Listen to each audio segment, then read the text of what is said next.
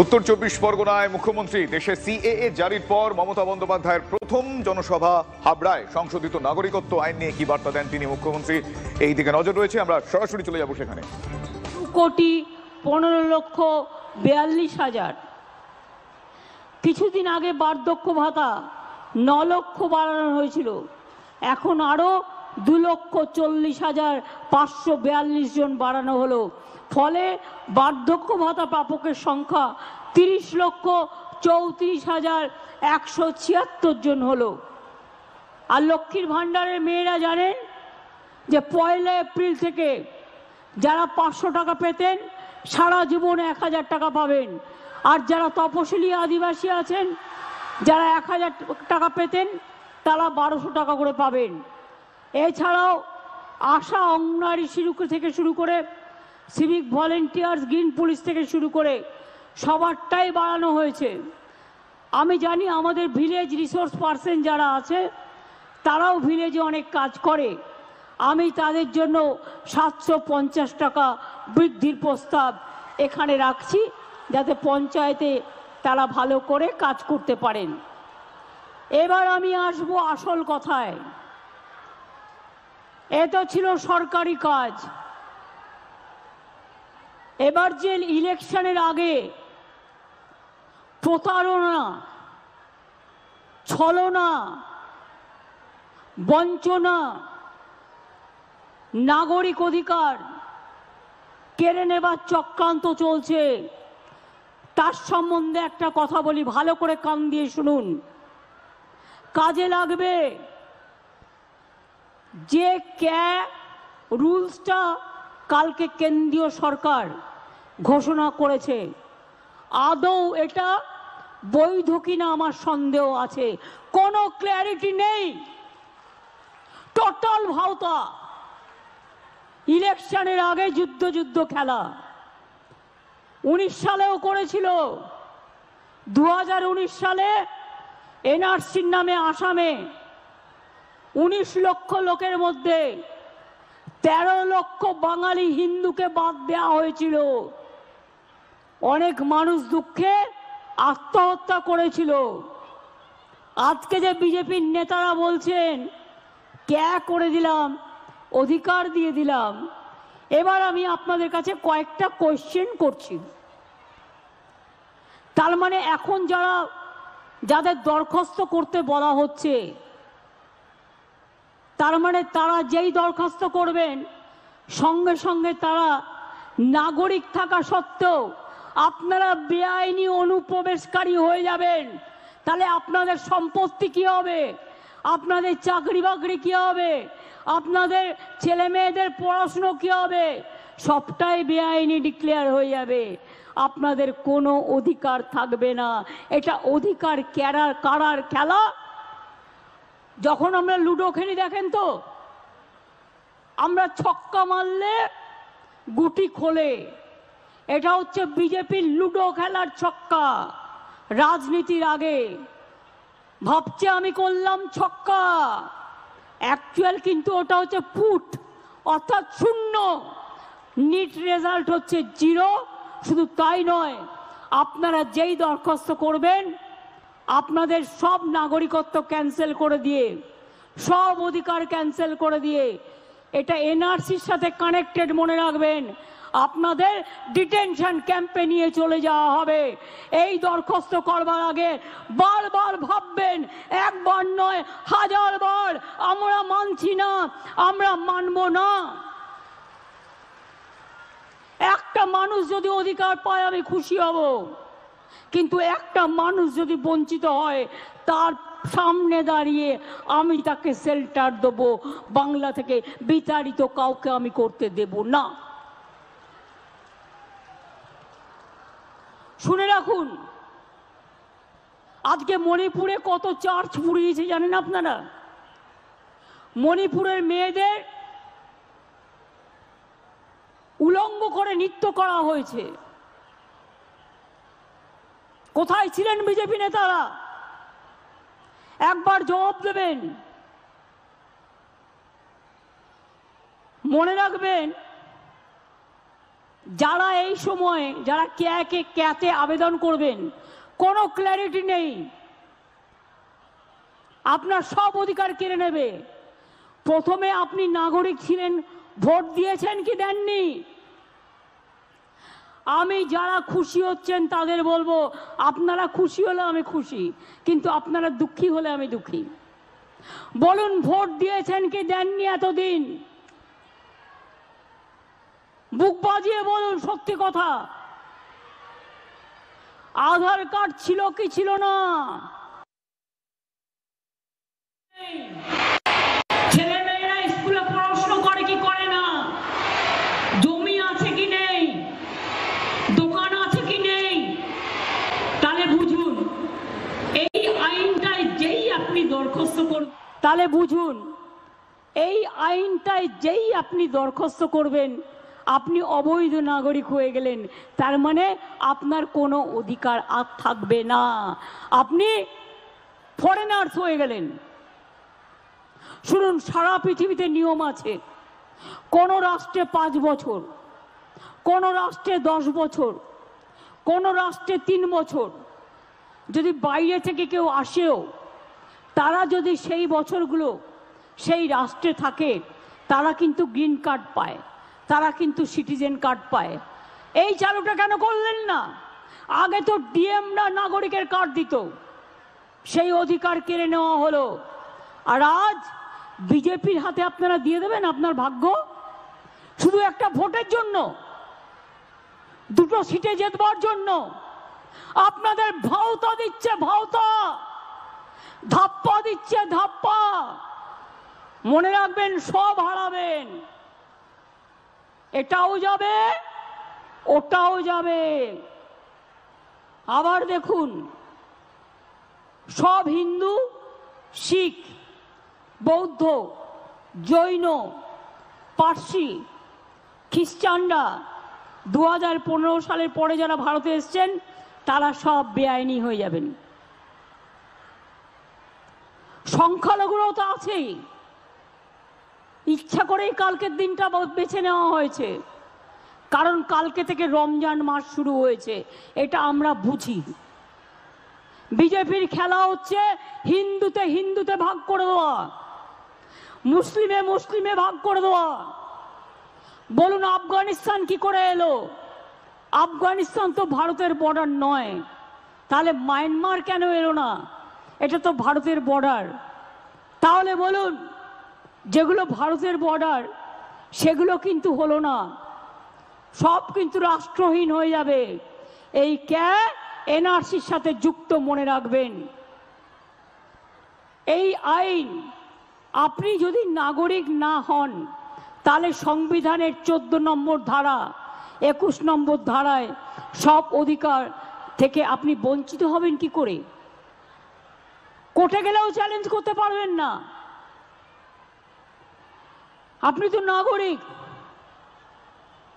শুধুমাত্র 3টি দেশ, আফগানিস্তান, বাংলাদেশ আর পাকিস্তান, আর শুধুমাত্র 6টা ধর্ম, হিন্দু, শিখ, বৌদ্ধ, জৈন, পার্সি আর খ্রিস্ট ধর্ম।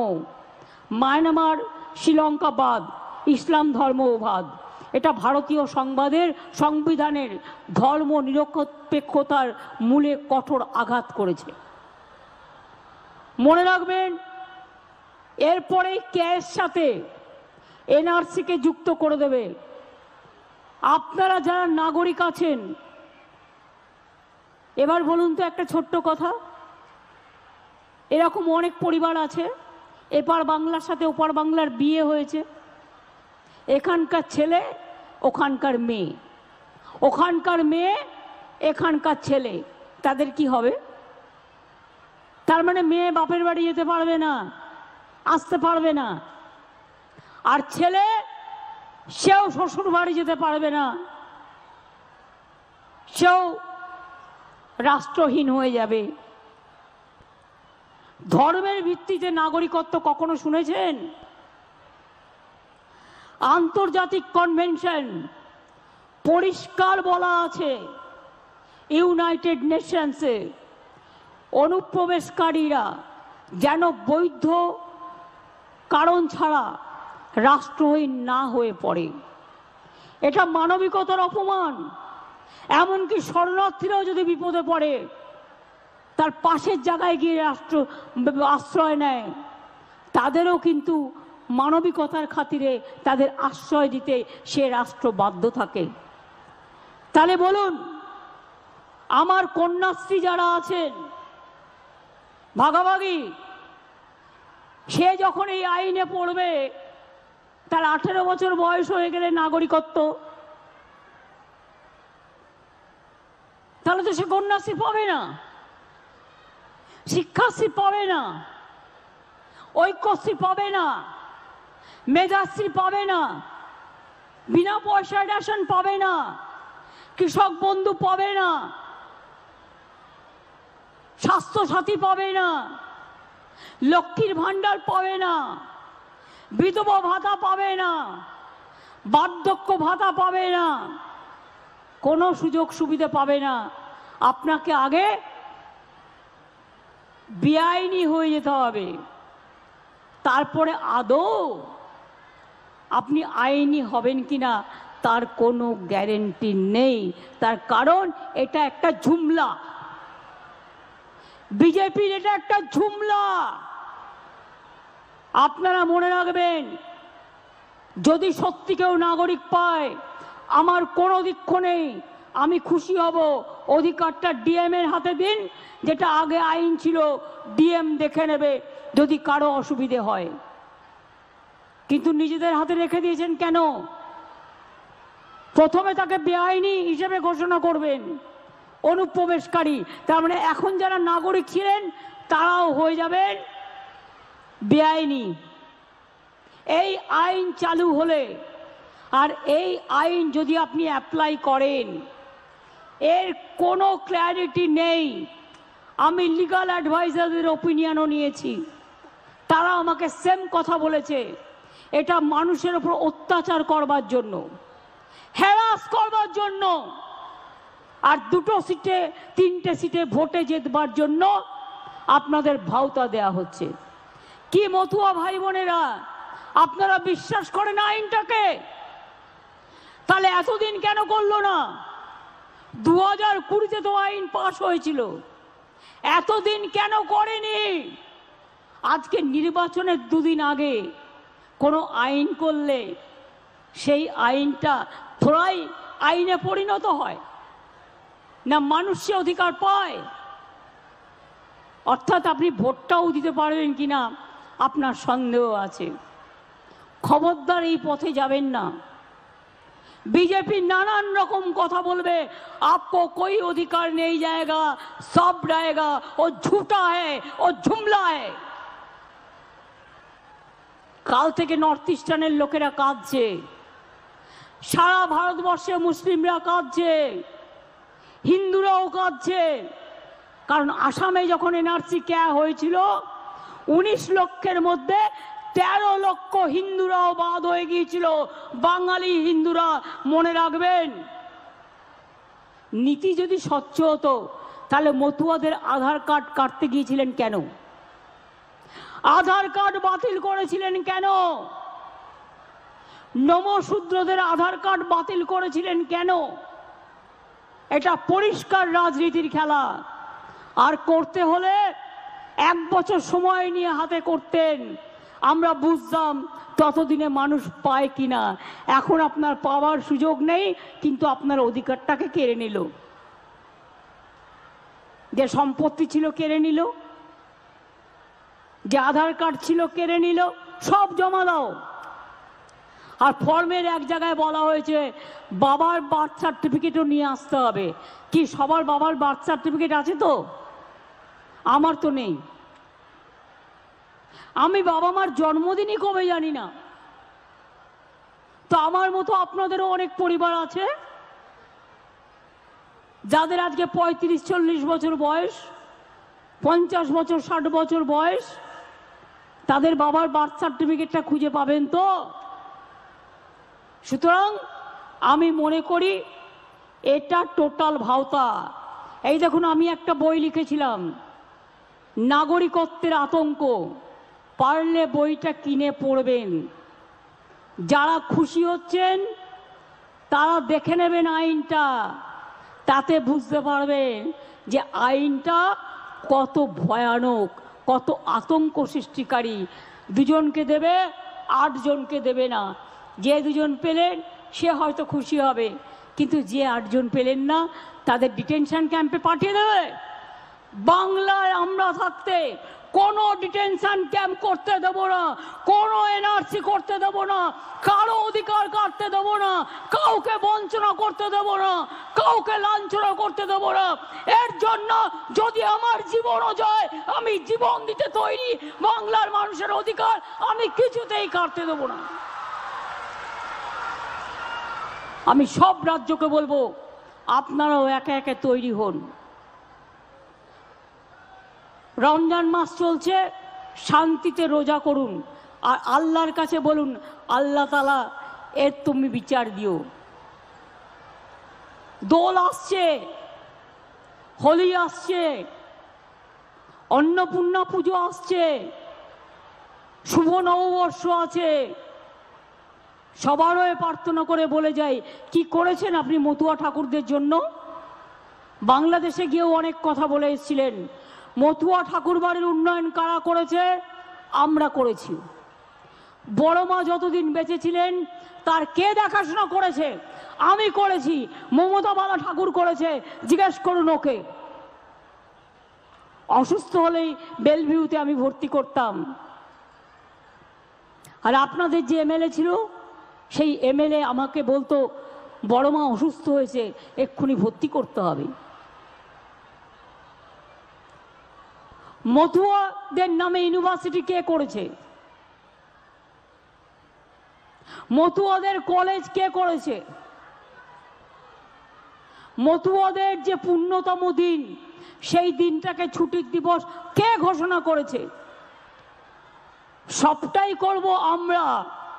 আর তোমরা ভেবো না যে আমরা গাছের আমরা আমরা আমরা হচ্ছি নাগরিক।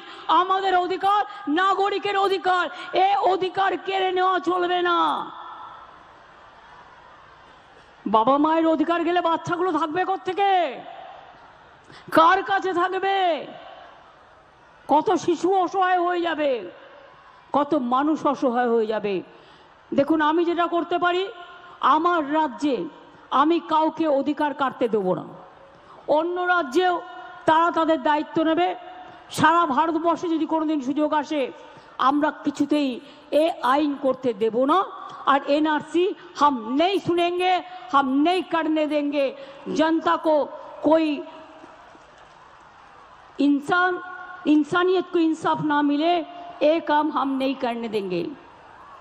আমি আবার ইংলিশে 2-1টা লাইন বলে দিই। আমি লিগাল ওপিনিয়ন নিয়ে বলছি, জাস্ট এ মিনিট, যাতে ন্যাশনাল প্রেসগুলো যারা আছে বিজেপির দালালি করেন তারাও একটু জানতে পারবেন। Number 1, the K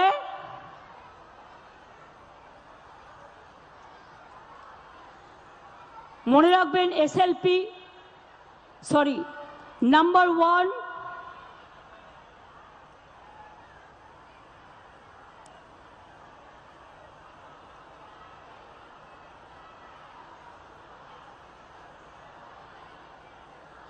the care and the rules are bad for the following reasons.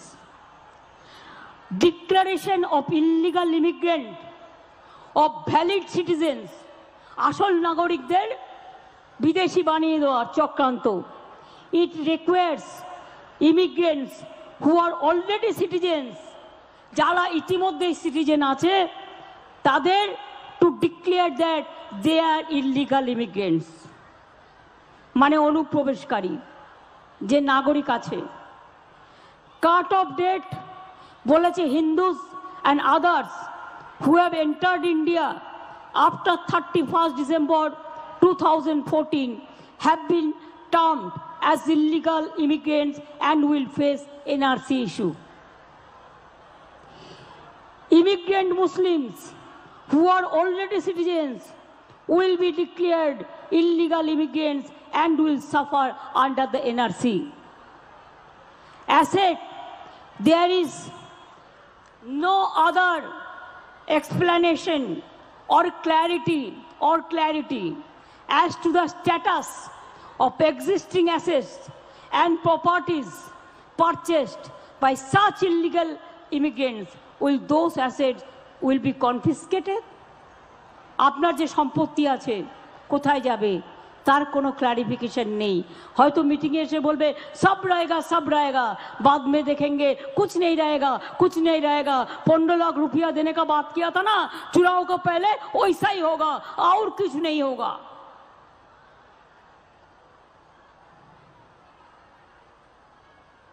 Proof document parents birth certificate,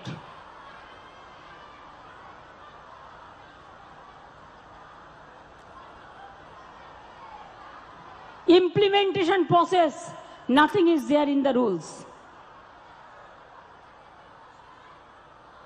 Unconstitutional. The care and the rules are unconstitutional and discriminatory under rule article 14 of the Constitution, fundamental right to equality. Our caste, আপনারা কেউ schedule caste আছেন, কেউ আদিবাসী আছেন, কেউ তপশিলি আছেন, কেউ নমশূদ্র আছেন, কেউ রাজবংশী আছেন, কেউ পাহাড়ি আছেন, কেউ খ্রিস্টান আছেন, কেউ বৌদ্ধ আছেন, কেউ হিন্দু আছেন এবং হিন্দুদের মধ্যেও অনেক কাস্ট আছে। There is no clarity as to how the caste reservation shall be applied to such immigrants who have already received benefits under the caste reservation. যারা already schedule caste, schedule tribe, OBC, তাদের status কি থাকবে? কোনো status থাকবে না, সে সম্বন্ধেও কিছু বলা নেই। অর্থাৎ আপনি তপশিলি ছিলেন, আদৌ থাকতে পারবেন তো? আপনি আদিবাসী ছিলেন, আদৌ থাকতে পারবেন তো? আপনি মতুয়া ছিলেন, মতুয়া ধর্ম আপনার ধর্ম, কিন্তু আপনি থাকতে পারবেন তো? রাজবংশী, আপনি আপনার কাস্ট সার্টিফিকেট পাবেন তো? সংখ্যালঘুরা তাদের কাস্ট সার্টিফিকেট, ওবিসিরা তাতে হিন্দুও আছে মুসলমানও আছে, খ্রিস্টানরা, এটা কি খ্রিস্টানদের তাড়ানোর খেলা, মুসলিমদের তাড়ানোর খেলা, নমশূদ্রদের তাড়ানোর খেলা, বাঙালিদের তাড়ানোর খেলা? এবং মনে রাখবেন, বাংলাকে আবার ভাগ করার খেলা আমরা এটা করতে দিচ্ছি না এবং দেব না। স্টেট বলুন, নাগরিকত্বের আতঙ্ক নয়, আমরা সবাই নাগরিক, এটা আমাদের পরিচয়। আমরা সবাই নাগরিক কিনা?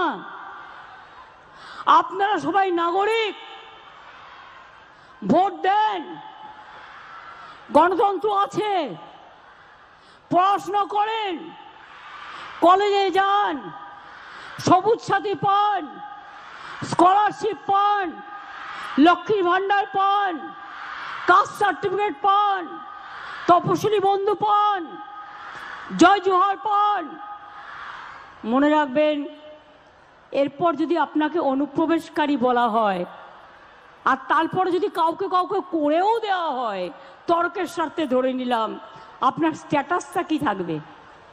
আবার নতুন করে কাস্ট সার্টিফিকেট করতে হবে। হতেও পারে, নাও হতে পারে। কাক জানেন তো, কাকের বাসায় কোকিল ডিম পাড়ে, কাকের বাসায় কোকিল ডিম পাড়ে। কাক ভাবে কাকের ছানা, কাক তাকে মানুষ করে। কোকিলটা যখন বড় হয়ে যায়, কোকিলটা তখন কুহু কুহু আওয়াজ শুনলেই উড়ে পালিয়ে যায় তার মায়ের কাছে। কাক কিন্তু তখন ভাবে, আরে এটা কাক নয়, এটা আমার বাচ্চা নয়, এটা কোকিলের বাচ্চা। বিজেপির খেলাটা কি জানেন তো? নির্বাচনের আগে শুধু মিথ্যে কথা বলে, ভাউতা বলে, ছলনা দেয়, 15 লক্ষ টাকা করে ব্যাংক অ্যাকাউন্টে দেবে, ইলেকশন আসলে 100 টাকা দাম কমাবে, আর ইলেকশন চলে গেলে 1000 টাকা দাম বাড়াবে। এই হচ্ছে বিজেপি পার্টি। আপনাদের এমপি বাবুকে জিজ্ঞেস করুন না কি করেছেন তারা। যারা 18টা এমপি জিতে গেলেন বাংলা থেকে বিজেপির হয়ে, কি করেছেন? তৃণমূল করলে কালো আর বিজেপি করলে ভালো। তৃণমূল করলে নোংরা আর বিজেপি করলে ওয়াশিং মেশিনে সাদা হয়ে যাচ্ছে, কালো থেকে সাদা হয়ে যাচ্ছে। বাহ, তুমি মহারাজ সাধু হলে আজ, আমি আজ চোর বটে। মনে রাখবেন, চোরদের সবচেয়ে বড় নেতা হচ্ছে এরা। একটু খুঁজে দেখুন না কে কত প্রপার্টি করেছে, একটু খুঁজে দেখুন না। তৃণমূলকে চোর বলে বিজেপিকে জেতানো? তৃণমূলের সবাই চোর নয়, একটা দুটো লোক সিপিএম থেকে আসা, এখান থেকে আসা কিছু হতে পারে। তার জন্য কোর্টে কেস চলবে, কেস বিচার করবে, আইন আইনের মতো চলবে। আপনি কে? ইডিকে বলছেন যাও গিয়ে থ্রেট করে এসো, সিবিআই পাঠিয়ে দিচ্ছেন সবার বাড়িতে, ইডি পাঠিয়ে দিচ্ছেন, ইনকাম ট্যাক্স পাঠিয়ে দিচ্ছেন, আর ইডি বলছে ডেকে বিজেপি করে না, এ নেই তো নেই হোগা। আমাদের একটা কয়েকদিন আগে খুব ইম্পর্টেন্ট ছেলেকে ডেকেছিল, তার কাছ থেকে শুনলাম তাকে বলেছে आप एक काम करो, हम तो पॉलिटिकली आपको बुलाया। तो वो बोले बुलाइए, नहीं आपको थोड़ा इंतजार करने पड़ेगा, কিছুক্ষণ অপেক্ষা করতে করবে। এবার সে কিছুক্ষণ অপেক্ষা করেছে, এবার বলছে एक राजनीतिक व्यक्ति का फोन आएगा, एक पॉलिटिकल लीडर का फोन आएगा। এবার ফোন এসেছে, ফোনে কি বলছে, তোমাকে বলে দিলাম তুমি কিন্তু বিজেপির কোনো জায়গায় প্রচার করবে না, বিজেপি যা বলবে তাই শুনবে। বুঝুন, এর নাম হচ্ছে বিজেপি। এত ভয়ানক কুৎসিত দল আমি দেখিনি। এরা মহিলাদের বিরুদ্ধে, অ্যান্টি উইমেন, এবং আসল হিন্দু যারা, সেই হিন্দু ধর্ম মানে না ওরা, রামকৃষ্ণকে মানে না, সারদা মাকে মানে না, স্বামী বিবেকানন্দ মানে না, মতুয়া ঠাকুর মানে না, পঞ্চানন বর্মা মানে না, মনে রাখবেন রঘুনাথ মুর্মু মানে না। এরা কি করে, নিজেদের মধ্যে একটা হিন্দুত্ব তৈরি করে ফেলেছে, যেটা বহিরাগত হিন্দুত্ব, যার সাথে বাংলার হিন্দুত্বের, ভারতবর্ষের হিন্দুত্বের কোনো সম্পর্ক নেই। আমাদের সংস্কৃতিকে ওরা ধ্বংস করতে চায়, আমাদের ঐতিহ্যকে নষ্ট করতে চায়, আমাদের মানুষগুলোর উপর অত্যাচার করতে চায়। শুধু আমার সাথে পারে না, শুধু আমার সাথে পারে না, তার কারণ ওরা আমাকে লাঠি দেখালে আমি ওদের ডান্ডা দেখাই। ওরা জানে যে ওকে লড়া মহা মুশকিল। बीजेपी नेतारा कोথায় বলবে বাংলাকে দাও, গিয়ে দিল্লিতে বলছে 100 दिन का रुपया मत दो बंगाल को, रास्ता का रुपया मत दो, घर बनाने का रुपया मत दो। আমি বলেছি আগামী 2 বছরের মধ্যে না আমরা সেলফ সাফিশিয়েন্ট হব, তোমরা এখান থেকে টাকা তুলবে না, আমাদের টাকা দিয়ে আমরা তৈরি করব। 59 লক্ষ জব ওয়ার্কার কেন্দ্রে টাকা পায়নি, কেন্দ্র দেয়নি, ওদের টাকা আমরা কিন্তু দিয়েছি, গর্বের সাথে বলে দিয়েছি। আগামী মে মাসের মধ্যে যদি বাড়ির টাকা না দেয়, 2 বছর দেয়নি, আমরা 11 লক্ষ বাড়ি তৈরি করে দেব। আগেও 47 লক্ষ করেছি। 22,000 রাস্তাও আমাদের নিজেদের টাকা দিয়ে করেছি। মনে রাখবেন, কর্মশ্রী সেই জন্য আমরা তৈরি করে দিয়েছি, আজ থেকে চালু হয়ে গেল। গত বছরেও আমরা 45 দিনের কাজ করেছি জব কার্ড হোল্ডারদের। কাজেই মনে রাখবেন, আমরা লড়তে পারি, আমরা গড়তে পারি, আমরা মরতে পারি, আমরা তৈরি করতে পারি। খালিস্তানি বলছে আজকে পাঞ্জাবি শিখ ভাই, একজন পুলিশ অফিসার, তারা পাগড়ি পরে, আর্মিতেও পড়ে। শিখ দেখলে বলছে খালিস্তানি, মুসলিম দেখলে বলছে পাকিস্তানি, বাঙালি দেখলে বলছে বাংলাদেশি। দিল্লিতে জিজ্ঞেস করবেন বাংলাদেশি বলে কত বাঙালি লোকের উপর অত্যাচার হয়েছে। আরে আমাদের ভাষাটা এক, এ তো আমাদের অপরাধ নয়। অবিভক্ত বাংলায় দুটো বাংলাই তো এক ছিল। আমরা যে ভাষায় কথা বলি ওরাও সে ভাষায় কথা বলে। বাংলাদেশের বাংলা ভাষা শুনলেই বিজেপির পিত্তি চটে যায়।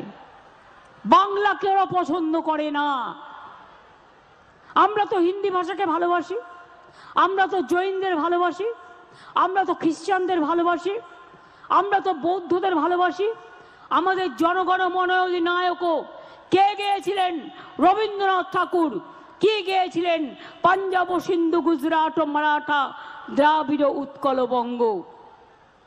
নজরুল ইসলাম কি লিখেছিলেন? কোরআন, পুরাণ, বেদ, বেদান্ত, বাইবেল, ত্রিপিটক, গ্রন্থ সাহেব, জেন্দা বেস্তা, পড়ে যাও যত সব। স্বামী বিবেকানন্দ কি বলেছিলেন? একটা নিম্ন সম্প্রদায়ের বাড়িতে গিয়ে হুকো টেনেছিলেন, বললো আমি দেখছি আমার জাত যাচ্ছে কিনা। যার জন্য নজরুল গান গাইলেন, জাতের নামে বজ্জাতি সব জাত জালিয়াত করছে খেলা। স্বাধীনতা আন্দোলন যখন হয়, কোথায় ছিলে বিজেপি?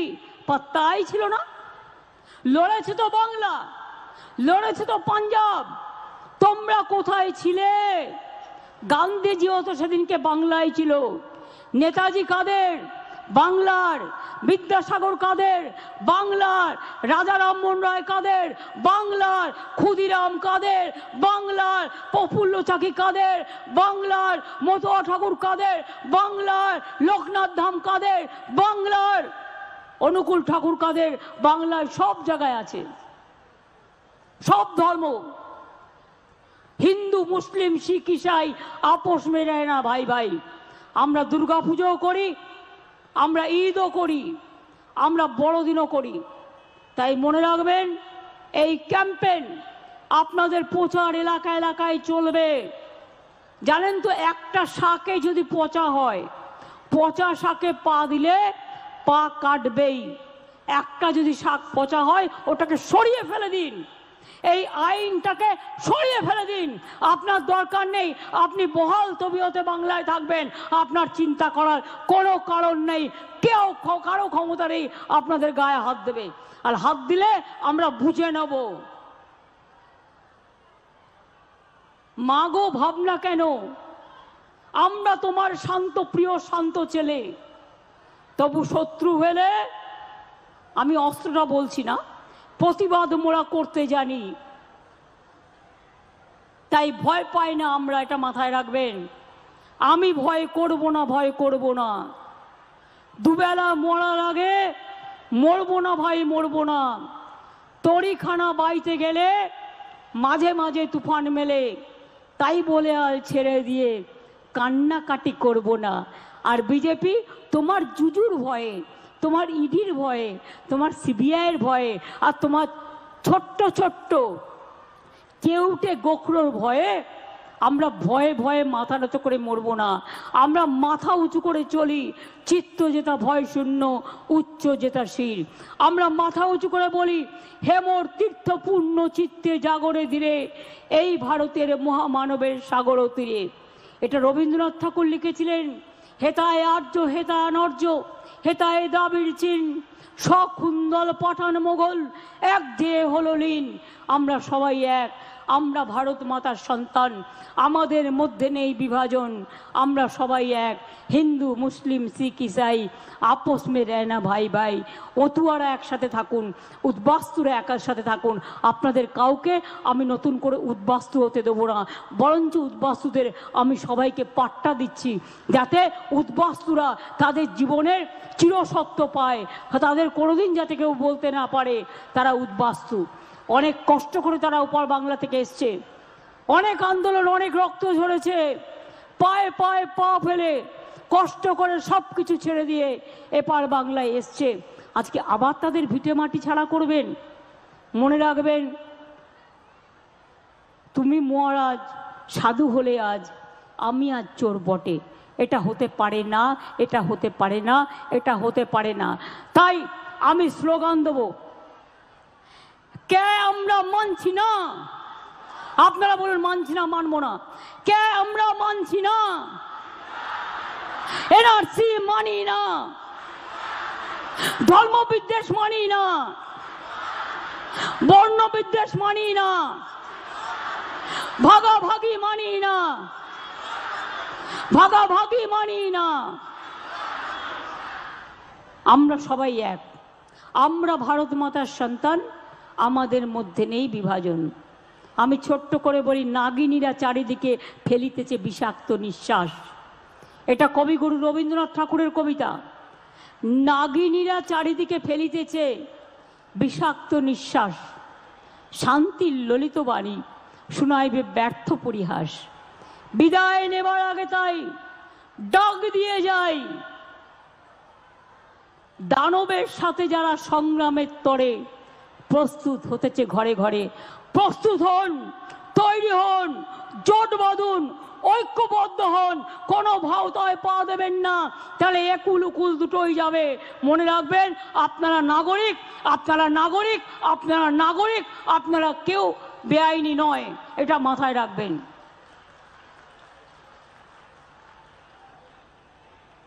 আমি এটুকু বলে সবাইকে বলবো, বলুন জয় হিন্দ। কি কন্যাশ্রী লড়াই করবে তো? লড়াই আমার সাথে আছো তো? জানো তো, আমার মাথাও ফাটিয়েছে, প্রাণে মেরে ফেলার চেষ্টা করেছে, দুটো হাত ভেঙে দিয়েছে, কোমর ভেঙে দিয়েছে, চোখ নষ্ট করে দিয়েছে। তাও জেনে রেখে দেবে, আমি কোনোদিনও হার মানিনি। আমি জীবিত থেকেও জিন্দা লাশ হিসেবে বেঁচে আছি, এদের সাথে লড়াই করতে করতে আগামী দিনও তাই থাকবো। শুধু চাই মা মাটি মানুষের আশীর্বাদ আর ভরসা।